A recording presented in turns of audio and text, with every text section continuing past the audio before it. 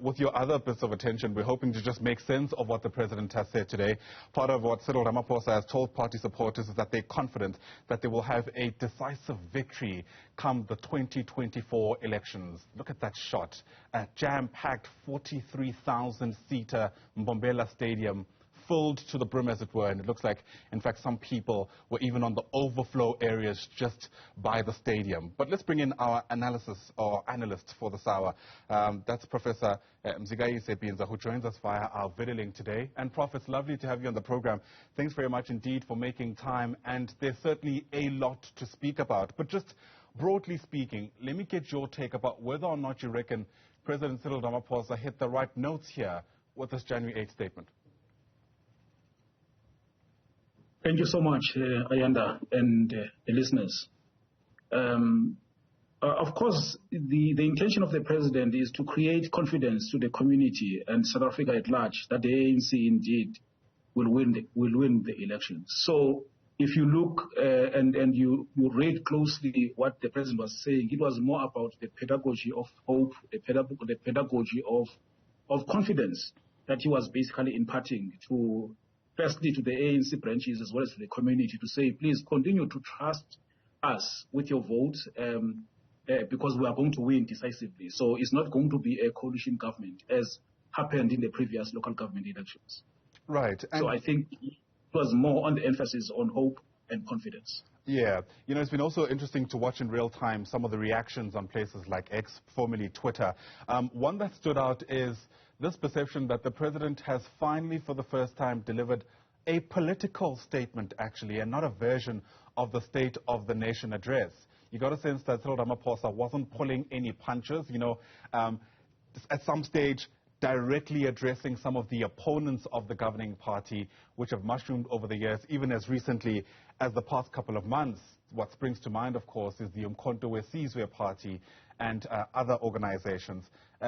I wonder if you agree with those people that this is the most overt political statement made by the president, at least on this platform.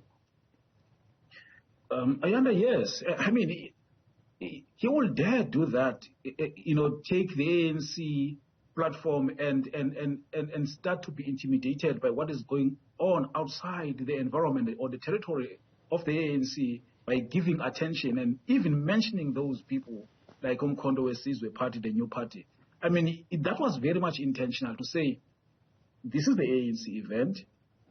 It's a January 8th statement. We are celebrating 112 years of ANC in the fight of liberating the people. We are celebrating 3 decades, you know, of being in power, providing services to the people. So you are going to have the opportunity when you do the State of the Nation address as a state president to address a number of things. You are going to have a number of opportunities during the electioneering process, where you are going to be able to actually look at how other parties are responding to your manifesto and to other things that you are doing as a political leader of the ANC. But now, no, don't give them any attention. So it was quite a good leadership by the president.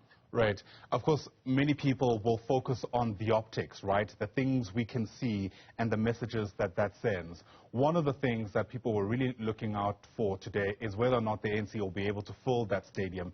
And they more than did that, quite frankly. There was even an overflow, as I said earlier on today. I wonder what you draw from that, because until this point, there had been really strong commentary that the ANC is no longer what it used to be. And in fact, because of the splinters that have suffered over the years, and in fact, and over the past couple of months, they won't have the kind of support they've enjoyed previously. But the stadium was filled. Do we dare look at that as a sign of the support that the ANC still receives, or do you reckon it's a bit of a smokescreen and doesn't tell the full picture? No, I mean, we cannot take it away from the barometer of looking at the party having a support. It is, of course. Also, we need to be looking at the issue that, you know, there's a collaboration of provinces, Gauteng and a number of provinces that actually supported and passed people towards to the stadium. That basically indicates that even those parties who actually had the view that they can actually take over supporters of the ANC in the provinces where the ANC is not strong, for example, where Mbombela is actually situated, I mean, it's actually an indication that it is a no-go zone for them. So it is actually a confidence that the ANC is actually a party in power. But it, of course, is probably going to take the other parties, particularly the opposition, to a drawing board to say, what can we do after this to indicate that we are also stronger? So I guess that's what is going to be happening now. Right.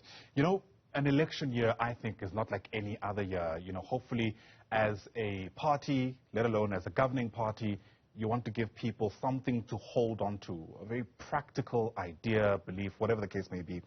The theme this year, though, is the ANC saying that they want a year of united action to defend our freedom and advance a better life for all. It sounds great, but I'm not sure if it actually translates to anything tangible that people can hold on to. You see, we've been hearing the ANC talking about the better life for all. And then you go to the reality. Is it really a better life for all, or is it really a better life for the elite of the ANC or the middle class created by the ANC government? So I think the proof of the pudding is still needs to be actually looked at deeply, you know, to say, yeah, these are just rhetoric words, but in reality, are you really doing that? So the better life for all has been a slogan of the ANC since 1994, for example. So they never left that kind of slogan. So they seem to be continuing with it. One can basically take a leaf to say, yeah, it seems to me that any ANC government or president has to take notes from the previous presidents and continue building the ANC from that path going forward. But it therefore differs in terms of that particular leader at that time, to what extent does he or she does to advance the people's needs in his or her time of presidency.